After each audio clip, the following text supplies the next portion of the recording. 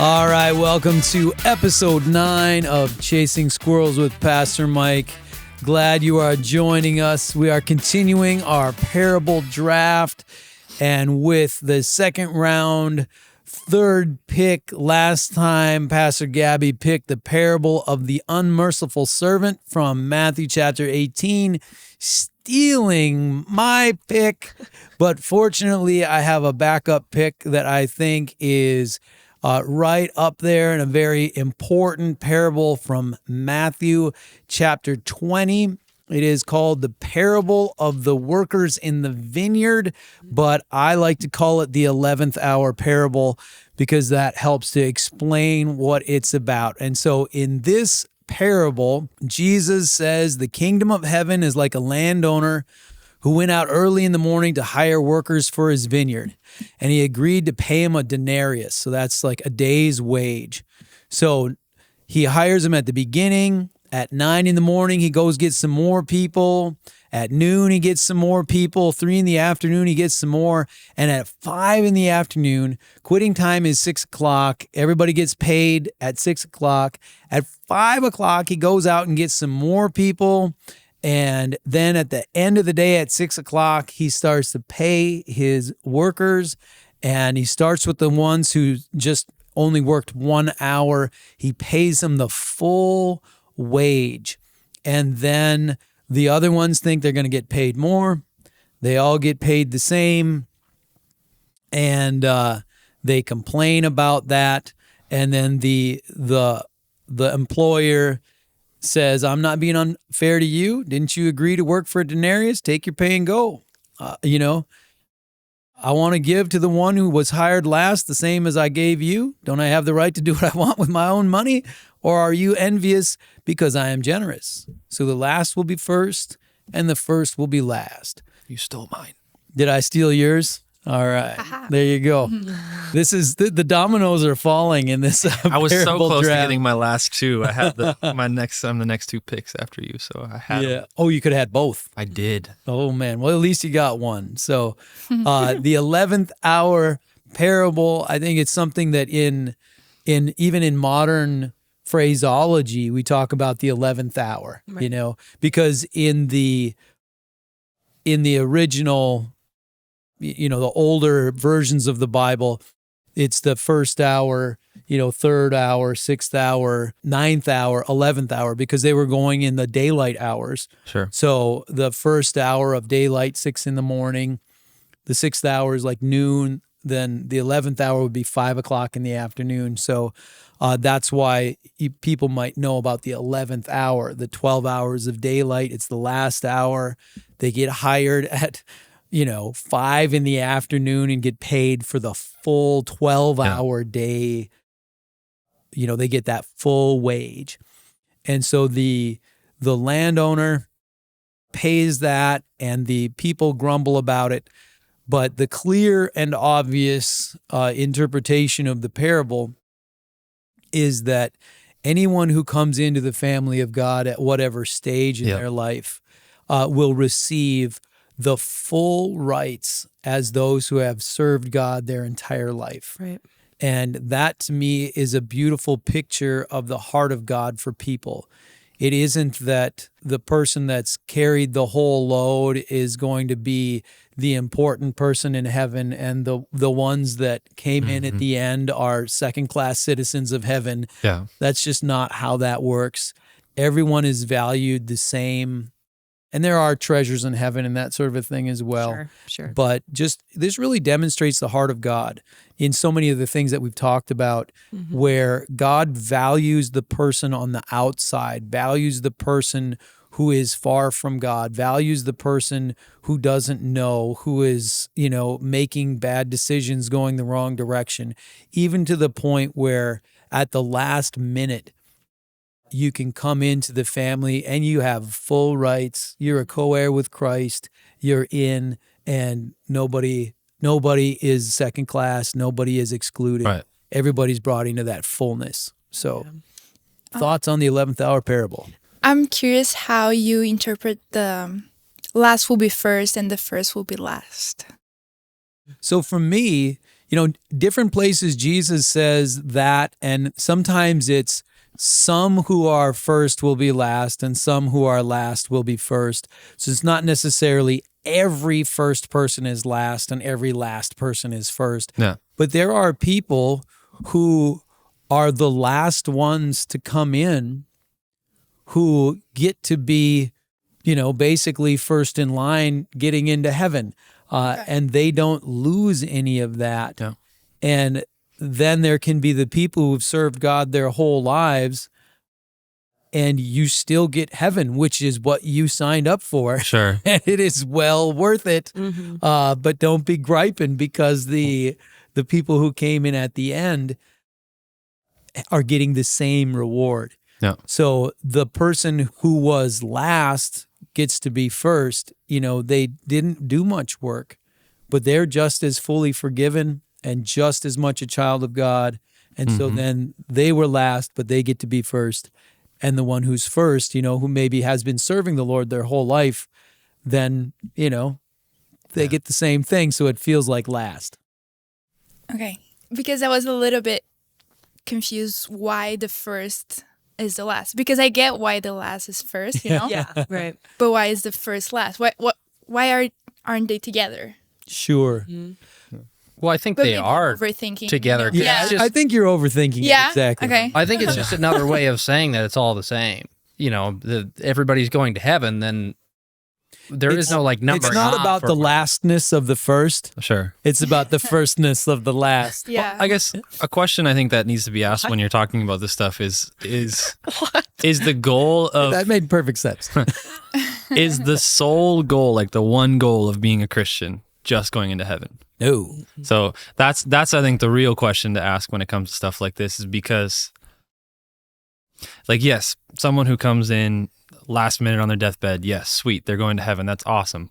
But like those people that lived that full Christian walk, like there's so much freedom in that, in your life that you're living now, that you'd miss out on, right? If you were just like at your end and being like, yeah, Jesus, I really want you. There's a amazing, tremendous amount of questions that come along with this, because you've got, what I have called before, like the Christian heathen dream, which is I want to live for the devil till the moment I'm going to die. Then I'm going to repent and I'm going to go to heaven. I'll get to live this life full of sin and all the joys of that, and I'll get to go to heaven. Blah, ha, ha, I've cracked the code.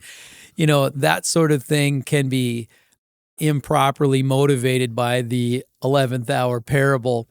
Yeah. And the reality is you don't really win by putting off a relationship with God. Oh, you don't? You lose when you put off a relationship with God, because you get to live this life with that relationship with God. You get to actually live out your purpose instead of missing your purpose. You do get to, as Paul would say, you do get to make it into heaven as one escaping through the flames. Yeah. But you didn't get to live the life God had for you. And the damage done, the missed opportunities, and just life without God, that's not some kind of a benefit. Not pleasant at all. You don't win because you lived life without God. Right. You lose. And if you are planning that, you have something significant to repent of beyond the person who gets saved at the 11th hour. Yeah. Because if you're planning to live away from God and then get forgiven later, you're planning to beat the system, God sees through that, and you're going to have to deal with God on that. That's something you're going to have to repent of. Because too many Christians, especially younger ones, I don't know, I'm sure you guys aren't like this, but 30 years ago, there were, when I was young, people were, Christians that I knew were saying, oh, I'll just get forgiven for that later. I'm going to go ahead and do that now, but I'll get forgiven for that later. And then I thought, wow, that's a weird thing to say. Like, why would you want to do that? You must be misunderstanding something. It's like wanting to fail a class and then, well, I'll make up for it later. Don't fail now. Like you're not seeing something clearly, and then you're taking for granted the forgiveness of Christ, which goes to Hebrews chapter 10, and that's the scariest stuff in the whole Bible, in my opinion. personal testimony. I was like raised as a Christian for a little bit, and then I ran away. And then once I ran away, it was like that whole prodigal moment. Like even the pigs get to eat something. Like even the lowest of the low get something in the kingdom, right? Not that there's like qualifications, whatever. But anyways, so I ran back because the ways of the world was not as tasteful as I thought it was. Right. And so most people that I've seen that are in that mentality where they're like, I'm just going to get forgiven later, they actually get forgiven sooner than later. Right. Because they go taste it and try it, and they're like, yeah, this sucks. I'm going to come back. Everyone wants to take advantage of me there, where the people here were helping me. Like, so I guess that just makes sure that you're in the community that can actually help you. Absolutely. That's where I think the church should try to be a that's church worth coming back to. Powerful testimony in the significance of a healthy church community. Right. Because people who have run from toxic church communities don't come back. Why would you come back? Yeah. Because there's not a safe place to go back to. But if it was a healthy church community and then you go taste, of the cruel world, thinking it's going to be awesome. Because sometimes in the Christian world, there can be a glorification of sin. Oh, yeah. Like, oh, my testimony's so great. And this thing of like, well, that's the answer. I don't get to do it. And that forbidden fruit idea. And then you think, that sin or that lifestyle or whatever, like alcohol is going to make my life so much better. Then you find out like, nah, the ways of God are right because he's real smart and has good ideas. Not just arbitrary hassles to see if we have fortitude. Right. It's actually a better way of living. Unless it's toxic Christianity, which is a worse way of living. Because then some people can come back to that too, and then it's like they're like the brother in that parable. That kind of we talked about the parable of the prodigal son before, the older brother. Those toxic church environments may act like the brother, right? Like absolutely, and it is so terrible to be part of toxic church because that is much worse than even just the sin of the world and, the darkness. That is a distortion of who God is and drives people away from God in such a powerful, powerful way that it's hard for them to even see how to come back to God because they see the toxic church first and then they can't see God. And so that's just a disaster. Going back to the parable of the workers in the vineyard, one thing that I think is really neat is the owner who goes out to find workers, sees them standing idle in the marketplace. And then goes and gives them purpose. Powerful. And I think that is so cool, just with the message and the will of God. He doesn't want to see people standing idle and like not knowing what to do with their life. Like, hey, I've got a plan. I've got a good purpose for you. And man, there's a harvest. He wants to find those workers in that harvest field. And so for someone standing idle, God's got a plan, a purpose, a life for you of meaning, rather than just trying to enjoy and, whatever, trying to find something in your own pleasures and that leaves you hollow.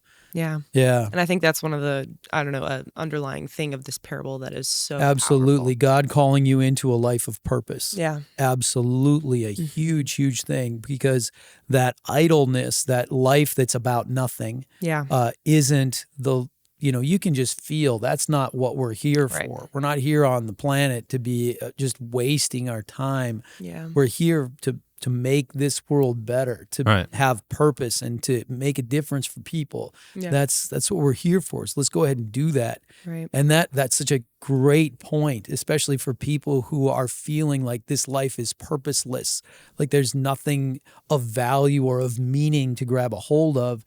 And here, there is work to be done. There is purpose. There are things of value and meaning to be done. Yeah. That's, one of the things I found challenging in life is, how can we find things worth doing to do? Like you wake up in the morning, you want to find something worth doing to do rather than something not worth doing. Right. And that's the way you're seeing that in this parable is like, hey, there's people who are idle. They're missing the things worth doing to do. Yeah. It's powerful. And how he has an eye to pick those people out, you know? Yeah. He says, you know, why have you been standing here idle all day? And they said to him, because no one has hired us. You know? He is intentionally going out and looking for those people. He's got an eye to spy them out. And Yeah, absolutely. and I think it would be so neat, you know, for us to be able to have that sense about us, to be able to see lost, because sometimes you know, people can put on a front, you know, they're clearly in the marketplace, you know, they're out where other people are working, you know, so you could think that they're hiding that or whatever. Maybe they're just out there looking for work too, but having an eye to recognize those people and bring them in too. Absolutely. Is huge. This reminds me of, you don't see in the 11th hour parable the person who in the 3rd hour refused, and in the 6th hour refused, and in the 9th hour refused, and then in the 11th hour said, yeah, I guess okay. Right. Like that person is not in this parable. No. That's more the prodigal son concept than the 11th hour parable. This is the person who just never quite found their life, never quite found their connection with God and meaning and purpose and significance, and, you know, just didn't find it. Yep. And now that opportunity has presented itself, and they're not going to be, you know, they're not going to lose out on the reward because they didn't find it until later. So there's no fear associated with finding it late. Yeah. Right. Yep. You want to hear my best potential deathbed conversion story, and then a hilarious interpretation of it from the associate pastor over at Grace in town here? Back when I was in Big Fork, pastoring over there, the hospital called. In a small town, the pastors get called for weird reasons, and they literally called me. They said, hey, we've got a guy here at the hospital that won't die. He should die. He's been on his deathbed for days. He's gasping for breath, but he won't die. So can you come over? And I'm like, okay. I mean, what do you want me to do? You know, I wasn't really sure. They're like, we don't know. We just aren't sure what to do. So can you come over? And I'm like, okay. So I came over, found out who the person was. It was somebody I didn't personally know, but who I had heard about and who had lived a very rough life and was, you know, mean to a lot of people and not a believer. Sure. And, but stubborn old guy, you know, one of those people who just forced their way through life and hard living and just made it happen. And he's on his deathbed and he won't die. And stubborn. Yeah, exactly. And I'm thinking, well, I don't know, but maybe he's seeing where he's going and he just ain't going. Sure. You know, he's like, forget it. I'm not going with you. So he won't die. That was my interpretation of the situation. And because I've seen people die, and you can kind of see sometimes where they're sort of 50-50, half here, half there, you know, and they can see into things that we can't see. And so as I'm going through that moment, I'm thinking, okay, well, let's find out. So I kneel down by his ear and I put my hand in his hand. I'm like, if you can hear me, squeeze my hand. Nothing. Mm-hmm. No response. But I'm like, well, whatever. I'm just going to keep going. So I just basically shouted in his ear the basic plan of salvation, the forgiveness that God has to free us from, from damnation. And if you're seeing something you don't want to be part of, you need to call out to Jesus and have him come and rescue you. And when he shows up, you go with him. Mm-hmm. And when I finished, he just went and died. Oh my like goodness. Right there. What? And looked up at the attendant. You know, there was a nurse's CNA was there, and like, okay, so then, did the thing, and Did the thing. and then just took care of that. Turned it over to them, and so my expectation, obviously, you can't be inside the person's mind, right? Is that they could hear that they were refusing to go into condemnation, sure, and found a way to escape.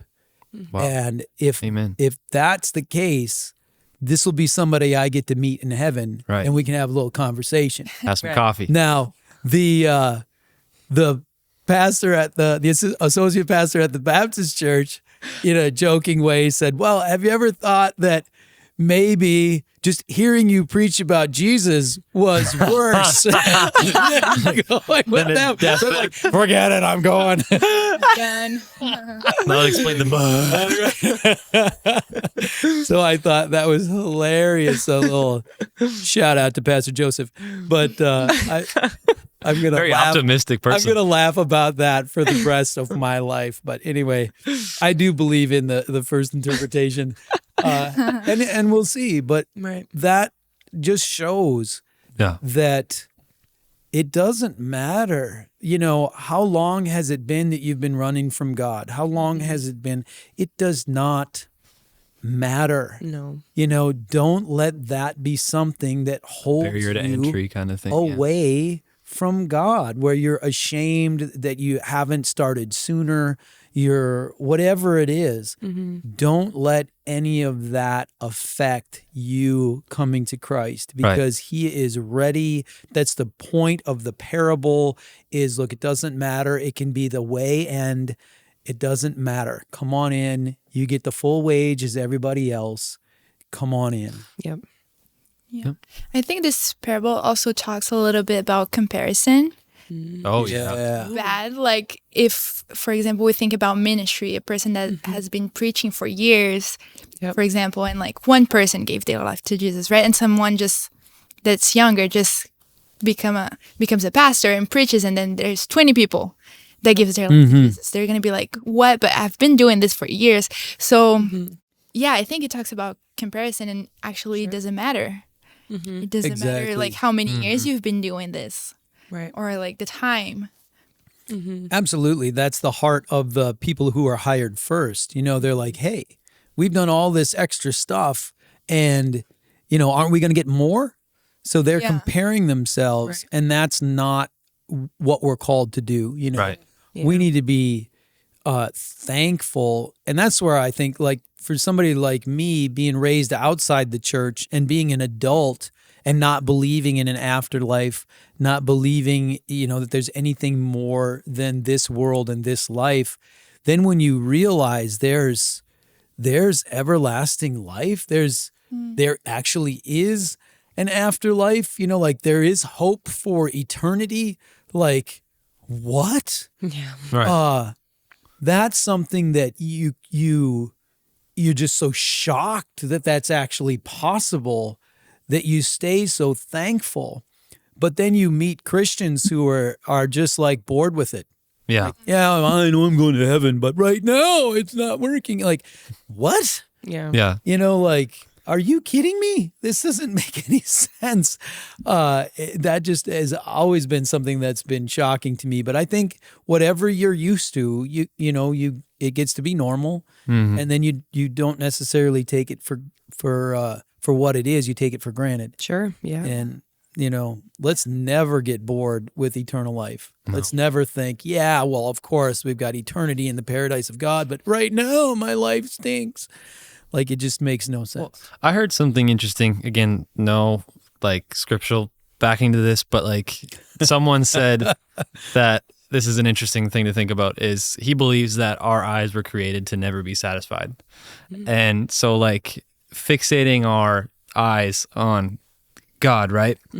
We won't be like content with who he is, but we'll learn more and more and more and more about him. Oh, sure. And that satisfaction of like, I figured everything out won't be there. Right. Whereas if you take those eyes and put them down to the world, it's the same thing.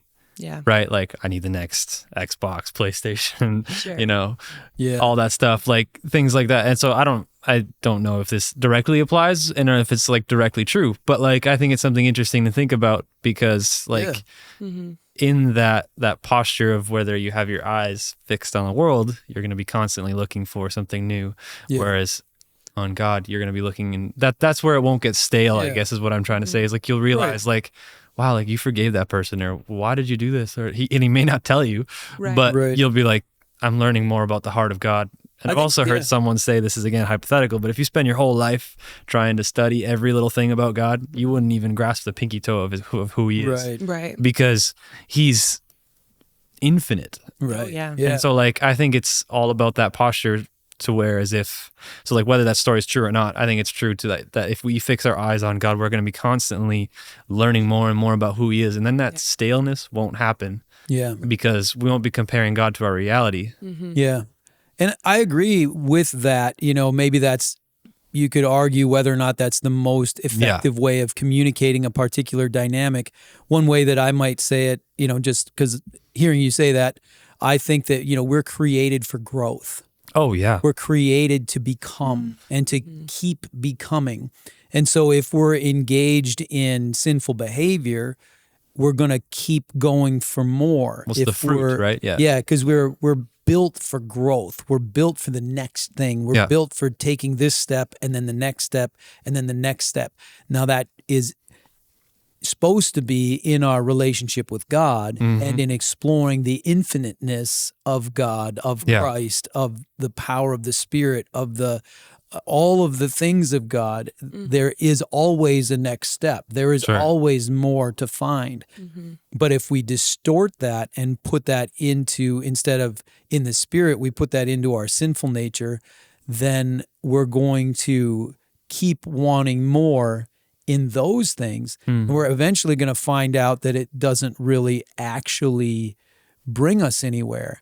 So like you finally win the championship and then you realize, oh, that didn't answer my questions. That didn't make me whole. You finally get the job or buy the car and you realize, oh, this didn't answer it, Yeah. But with Christ, there's always more and we can always grab hold of more. Yeah, which I think just comes back even to what you said with comparing and like the coveting of what other people have or what you think you should have or what life you think you should live based off of other people. And also knowing too that, God calls you to different things in this life than what God calls other people, and doing your part and what you're supposed to be and surrendering what it is that you want and what you think your life should look like to him and trying to receive what he wants for your life to look like, and not getting caught up in what other people think or but also what other people are doing with their life, Sure. And there's completely different callings for different people. Right. That's why the comparison shouldn't even be a thing. No, it's a disaster because... But Satan loves it. Oh, yeah. And you might be called into a life of, a difficult ministry with very few resources, and you're faithful in that. And through the eyes of the world, that might be viewed as a failure of ministry. Sure. And in the eyes of God, faithfulness in that environment is absolutely, well done, good and faithful servant. And so we need to make sure that we don't end up with those worldly eyes and viewing things through man's perspective rather than viewing things through God's perspective. Yeah. Because then that can rob you of your joy, rob you of your sense of purpose and significance because you think, well, I'm doing this, but it doesn't really matter, Well, baloney. That's reject that lie because there are so many things that are hugely important, but they're just not valued from the world's perspective. Right. Yep. And I think that stuff can, like you brought up in the situation of being in a ministry aspect and coveting other people's ministry and stuff. And I think that lie that we talk about can slip under the rug a little bit more because you're not coveting worldly thing. You are coveting worldly things, but Worldly growth, but it slips under the rug because it's God focused. Right. You're trying to justify it. So you can justify it. It slips under the rug. You don't realize that you have taken your eyes off of Jesus and onto maybe just your ministry, but you want to keep eyes on your ministry, but in healthy ways, there's, it can slip under the rug, I think so easily when you're involved in ministry or just as a Christian and what your Christian life should look like. It can slip under the rug. Well, even ministry can become an idol, right? Oh, yeah. Like it can be like I want to have people falling down and coming to Christ, like that whole movement of like counting how many salvations they got every single service and like this place got millions of salvations when we took a trip to Africa. Like, yeah, that's awesome. But like, like that became like a thing where everyone wanted to have this high number of salvation numbers, and it's like they kind of I think a lot of places to talk about with that, right? Sure, I think a lot of the places that did that, again, this is a huge generalization, which is generally not advised, but like a lot of the places lost the heart of it, right? When it came to that stuff, because it's not about like let's just get people. Like, yes, let's tell them about Jesus and hopefully they make a heart change, but it's not just about counting numbers. It's about like, let's actually have real life change, right? Right. So, and going down to my pick in the first round, the second overall pick, the parable of the sower, the thing that I would say with regards to that idea of let's get as many responses to the gospel as possible is that it's a celebration of the shallow soil. Sure. Yeah. Let's get as many people to make a quick commitment, and they may never follow through. They may never, be part of, the cause of Christ. They may just have prayed one prayer at one thing, and that's the last they thought of it. But we're marking them down, Well, it's like you're leading the people in salvation prayer. Like, yeah, that's sweet as long as it's genuine, Right. Like, and there's ways you can get people to raise their hand. Right. How many people want something good to happen to them? Everybody raises their hand. You're like, oh, we had 400 people come to Christ. Yeah, I don't think you did. I think you just got people to raise their hand. Right. And it becomes like a Christian, or at least a ministry sort of qualification, I guess, of sorts. Is like, I had 7 people raise their hands in that service, which it can be really cool. Like, that's awesome. But like, celebrate the if it truly represents somebody being redeemed and brought to faith in Christ, it is glorious. Yeah. If it's a fraud, it's really bad. Right. So we want to be honest with that. Yeah, but going back, I guess, just the comparing of that. Yeah. Oh, yeah. In ministry, me being a pastor, I watch other like youth ministries and stuff, and I'm like, this is really cool. But sometimes you have to be careful. Like, man, I really wish it was like this. And then like God humbles me. He's like, you're in the position that you're in for a reason. Yep. Like, absolutely. I've placed you in this city for this reason. It's not like I'm not content at all. Sure. But it's just me wanting growth in something where God is saying, I want growth my way. Yes, right. Not your way. Right. And so that moment is very humble. I'm sure you've experienced, well, maybe, I guess, I don't know, it's an assumption, but I've experienced something of that sort as in your lifetime of ministry. I have been less of a comparison person. Sure. But I've had pride slip into my heart. Okay. So, I've never wanted to be like so-and-so. Sure. I've never tried to copy somebody. I've always... it took me years to get into the box. They talk about ministering outside the box. Like, I'm just trying to find the box, Sure. I don't know how to do this. I got to, somebody show me where this box is you're talking about, because I'm off over here and I don't know what I'm doing. And so if I feel like I've figured out where the box is now. Yeah. Maybe now I need to get out of the box. Sure. But so as far as comparing, but with regards to, doing things and even, numbers of people attending, or the way people view you with the numbers that are attending, that's been something that has, irked me a little bit and have had to deal with in my heart is, if you're doing what God's called you to do, those types of comparisons, and for me, it was a pride thing. Sure. Of, oh yeah, you think you're something and you're just walking into something somebody else did. But I've fought through the garbage to, build this meager thing. Right. Yeah. And then that's a pride issue rather than, a comparison in that same, copying kind of a sense. But we always have to check our hearts because 100%. Just because, you're in a ministry position or anything doesn't mean you have like it all that, figured out. No, or that you've got your heart right. We've got to continue to battle that.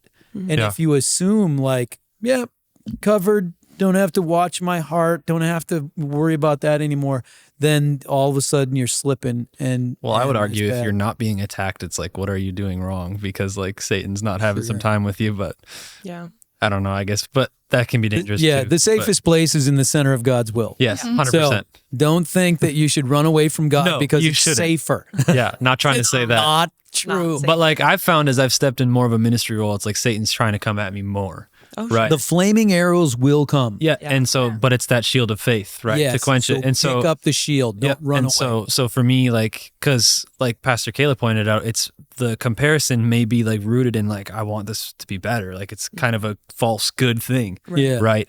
Whereas that comparison is still not good Right. because God has placed us where we're at. Yes, we can learn Yeah. things from other people. Absolutely. And so that's where I like, thankfully that's something I've learned that God has Right. been humbling me with as well. grow, find out best practices, figure out where that Yeah. box is Yeah. and where you're supposed to be. Yeah. And then as far as like I said, like Satan tries to come at me more is because I'm genuine and honest with who I am and where I'm We need to at. believe that we can resist the temptations of the Oh, yeah. enemy. Yeah. And But the we are temptations not will a come. victim. Yeah, those temptations will come. Yeah. And he'll try to get a foothold. And we have to be diligent, but there's no reason to assume that we have to fall. Right. Right. If we fall, it's actually our own fault. Right. Right. It's not something that we can blame the devil or blame God. I'm not a huge Billy Joel fan, but one of the songs, I forget what song, but it was, our mistakes are the only things we can really call our own is one of the lyrics in one of the songs. Okay. And I just thought, yeah, you know what? That's true. Because anything that's worked, you need help from other people. You need God's provision and God's power. But the things we mess up, that's our true mark on the world. Right. Because we don't need anybody else's help to mess something up. Right. All right. Hey, that's pick number 9, the 11th hour parable from episode 9 of Chasing Squirrels with Pastor Mike. Make sure you come back next time for the finish of round 2, pick 10, Pastor Tom. That's So right. see you next time.